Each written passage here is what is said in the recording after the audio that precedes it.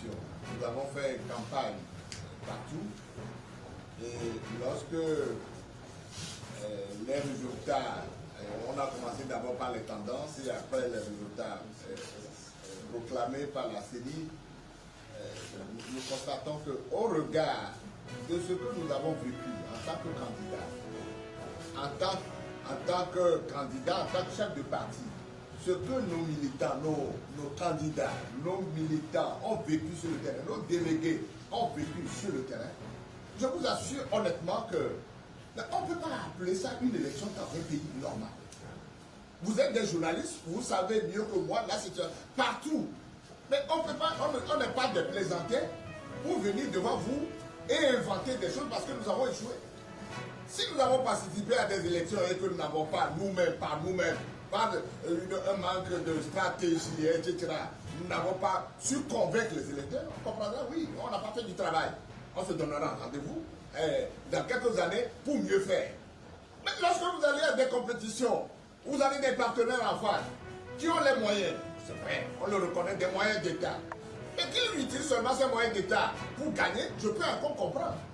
Mais que ces gens-là qui nous gouvernent, qui doivent éduquer les populations pour l'avenir, qui doivent faire de notre nation une nation élevée, où la conscience est élevée dans les populations, que ces dirigeants choisissent délibérément de demander à leurs militants d'aller partout, violenter les gens, voler à visage découvert.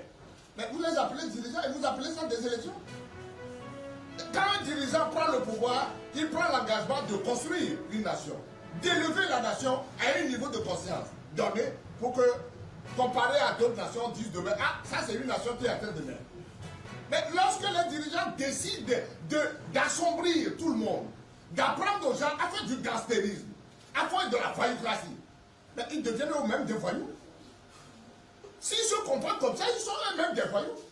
Et lorsque vous regardez ce qui s'est passé sur toute l'étendue du territoire national, est-ce qu'on peut appeler ça une élection?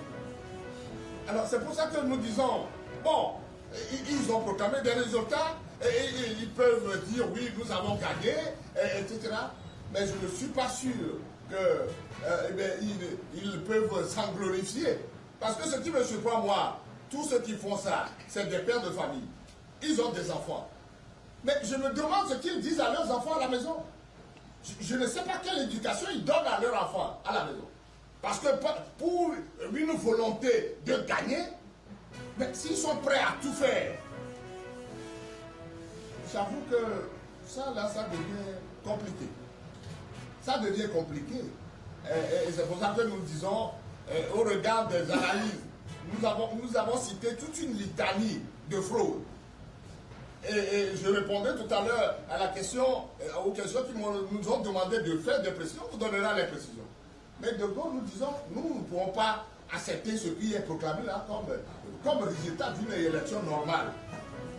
C'est pour ça que nous disons qu'il n'y a pas eu d'élection. Ça, nous on le dit de manière sincère et honnête. Et ça, c'est ce qu'on peut dire. Alors, vous nous demandez si nous allons, on nous a donné un siège, est-ce que nous refusons de prendre ce siège? Non.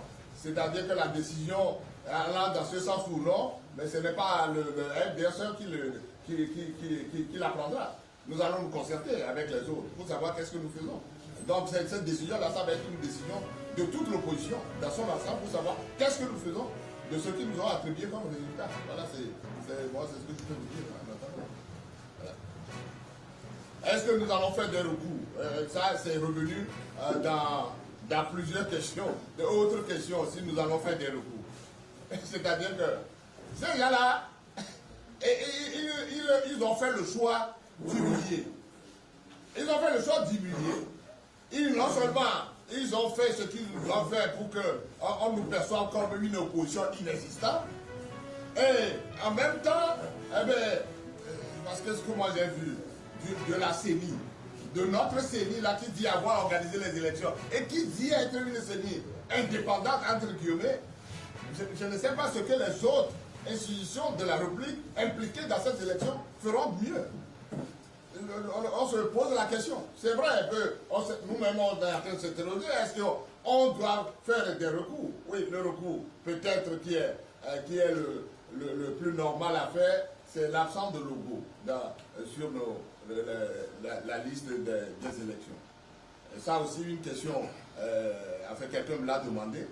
Mais lorsque nous avons constaté au moment de la pré-campagne que les spécimens de bulletins qu'on nous a distribués, notre logo ne figure pas sur les listes des régionales dans la veille, nous avons fait des démarches au niveau de la CENI. Les candidats eux-mêmes sont allés plusieurs fois à la CENI. Il n'y a pas de résultat. Mais le parti a pris la peine de saisir la Cour constitutionnelle, la Chambre administrative de la Cour suprême, pardon. Mais jusqu'à la fin, jusqu'au moment où, jusqu'au jour du scrutin, mais nous n'avons reçu aucune réponse. Nous n'avons reçu aucune réponse de la Cour suprême, que nous avons régulièrement saisie, pour lui signaler que oui, sur les spécimens, notre logo n'y figure pas. Alors que notre liste a été validée par la même Cour suprême. Mais comment vous validez notre liste et que notre logo ne se trouve pas sur la liste définitive, sur le spécimen? Faites en sorte que, si c'est une erreur, que cette erreur soit corrigée le jour du vote. Elle ne nous a pas répondu, ou la Cour ne nous a pas répondu, jusqu'au moment où on constate le jour du scrutin que le logo, notre logo, n'est pas sur la liste. Alors, donc ça veut dire que nous sommes allés à ces élections-là, mais dans la circonstance de la veille, mais personne n'a voté pour nous parce que notre logo n'y est pas. Voilà, c'est ça l'ambiguïté. Alors, la même Cour constitutionnelle, dans la même Cour suprême qu'on a saisie, attends, qui ne nous a pas donné de réponse. Alors maintenant, vous la saisissez après le vote. Posez-vous la question, qu'est-ce qu'elle fera?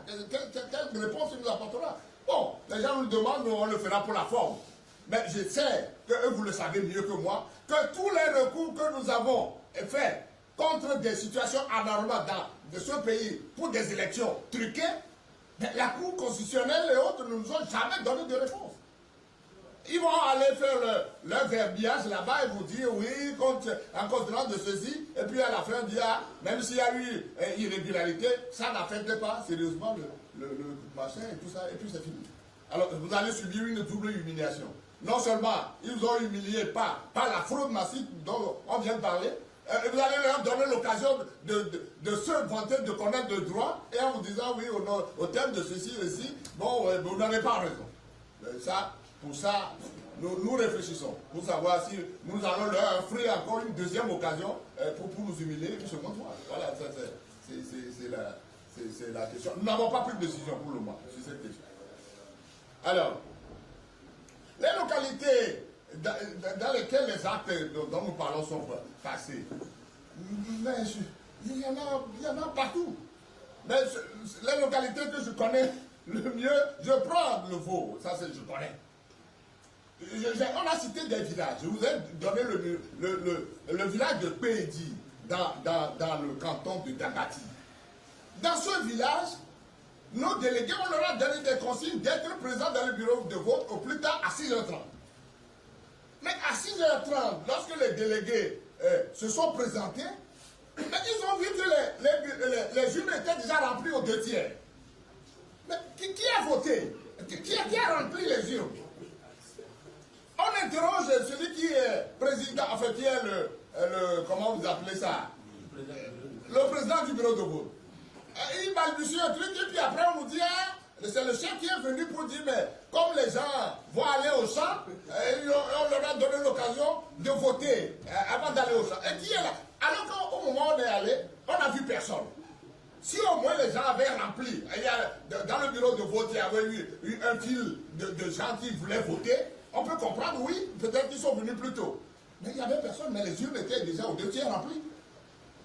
Alors, on a dû se bagarrer là-bas. On a envoyé notre maire Milo Blanc au front, et c'est lui qui a réussi, par des méthodes que lui seul, dans lui seul a le secret, à bloquer le vote.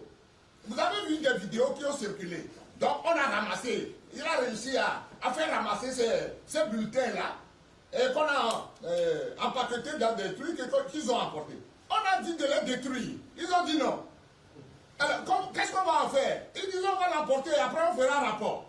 Mais au moment du dépouillement, on ne sait pas, on ne connaît plus le sort de ces bulletins.